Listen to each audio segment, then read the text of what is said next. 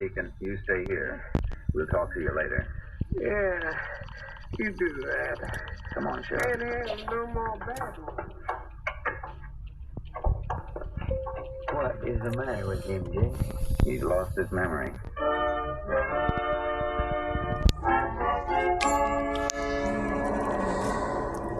With the Deacon suffering from loss of memory, we knew there was only one thing to do, release John Cranston. We went back to the sheriff's office and asked the deputy to bring him down from his cell. It's about time. What's the big idea of locking me up? Oh, pipe down. All right, Joe. I'll take over then. Ranger, look, what do you think you're kidding? You ain't got nothing on me. Right now, we haven't. What's the matter, Ranger? Did the deacon die? Would it make you feel better? Wouldn't make any difference at all. I got an alibi, and you know it. All right, Cranston, you're free to go. But if we want you again, you better be around. Yeah, remember this. If you did do it, we'll get this sooner or later. You're a two-time loser and still our #1 suspect. So what? You can't prove nothing? Go ahead. Book me. But if you do, I'll sue you for false arrest. Now, what do you know about that? Go on back to your ranch. But I'm warning you, you set one foot out of this county and we'll pick you up the path. You won't know what's happened. I ain't going no place. Don't worry. I'll be seeing you, Sheriff. He's so sure of himself. Yeah, I'm too sure. I don't like it. Well, what do we do now? Wait till morning, I guess. I don't want to have another talk with the Deacon. Jake, what do you expect to gain to that? I don't know. Maybe if we just keep asking him questions about anything, we might pick up an angle to go on. He might remember something. Yeah. Suppose it's worth a try. Right now, it's our only hope.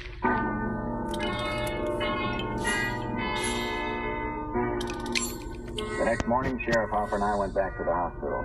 There we learned the Deacon had improved to the point of taking nourishment, though he was still suffering from loss of memory. Even with the odds against us, we had to try once more.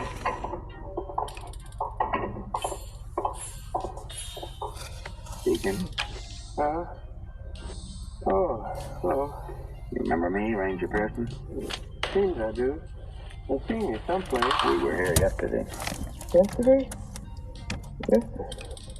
I'm sorry, I don't know you.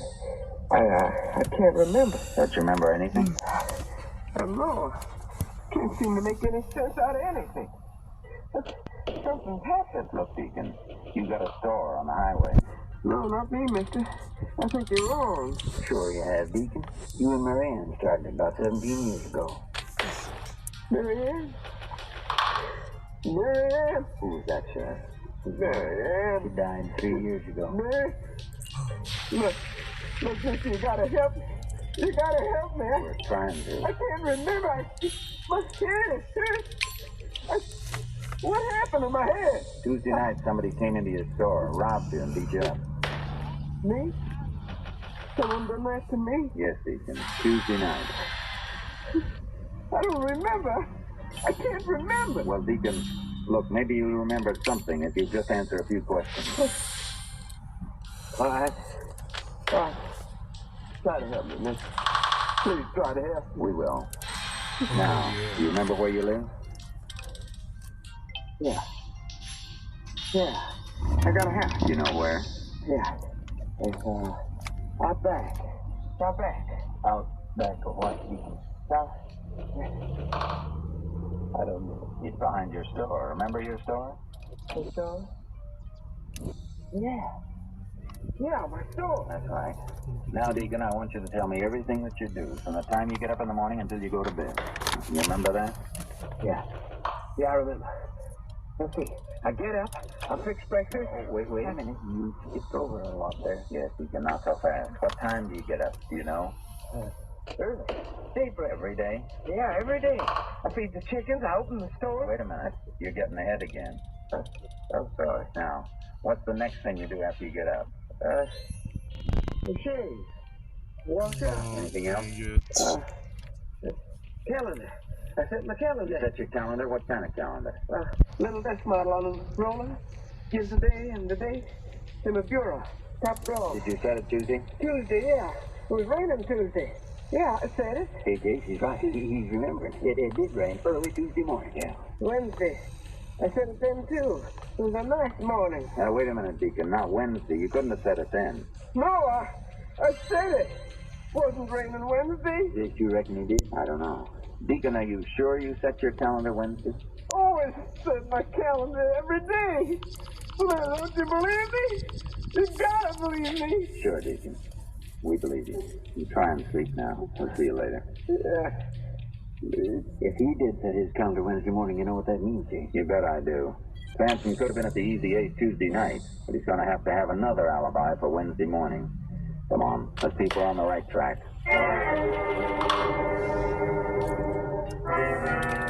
45 minutes later, the sheriff and I pulled up to the deacon's house behind the roadside store. In the top of the dresser, we found the calendar. The deacon was right.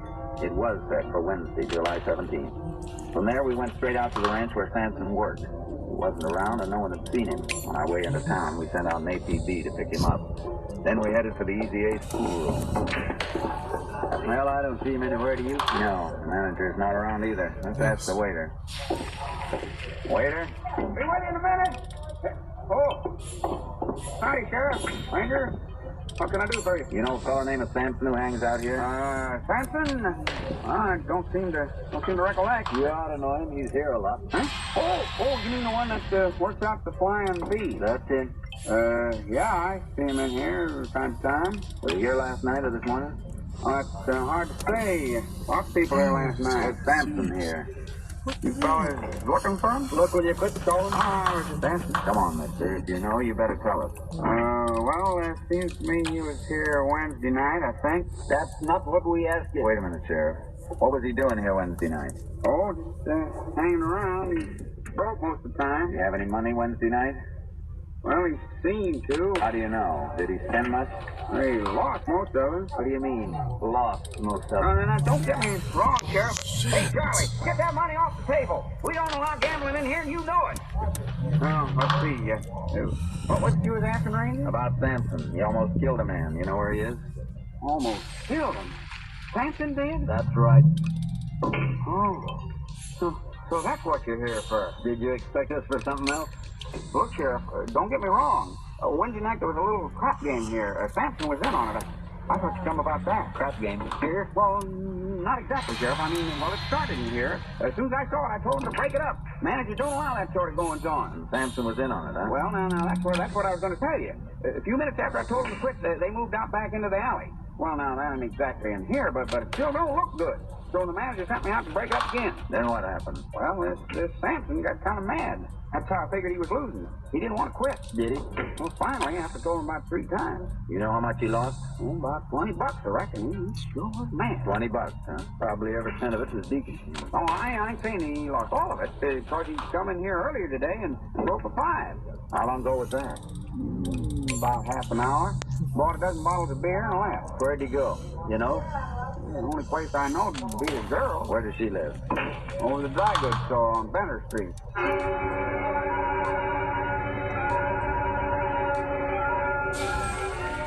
He called for a stakeout on the pool hall in case Sampson returned. Picked up a search warrant and headed to the dry goods store on Bentner Street.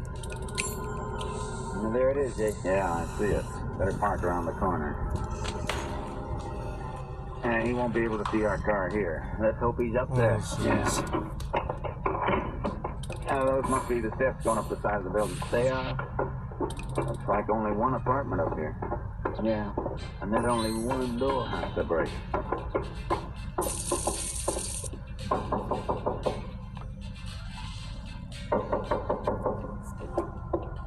Somebody's coming. Who's there? Police officers. What do you want? Open the door, ma'am. Look, I was sleeping. Sorry to disturb you. Mind if we come in? I sure do. I told you I was sleeping. This time of day? I sleep late. Better let us in, lady. We got a search warrant. For what? We're looking for John Sampson. We ain't here. We think he is. I ain't seen him in a week. Sure, you can look. See for yourself. What's your name, ma'am? The name's Molly. You say you've been asleep? Right? What's this empty beer bottle doing here? Ain't no law against beer in this county. I drank it before I went to sleep. Why? Bottle's still cold, and it's Sampson's brand, Sheriff. Yeah. He must be up here. No, he ain't. Off back of this door. Hey, that's my bedroom. You can't go in there. Oh. And a closet there? Yeah, just my clothes in it, that's all. Stand back, Sheriff. I'm going to open it. Don't look out! Watch it down. All right, Sampson. You almost got your girl that time. Come out of there or we'll blast you out. Throw your gun out first. Okay. Okay. There it is. Now put your hands out in front of you. Come on. That's right. Put the cuffs on him, Sheriff. Right, Jake. She did it, didn't she? She turned me in. Oh, shut up. You've got him, Ranger. Now get him out of here. Dirty two-timers. Hold it, Sampson. He's not getting off either. What did I do? There's a law in this state against harboring a criminal. Come on, you two. Let's go.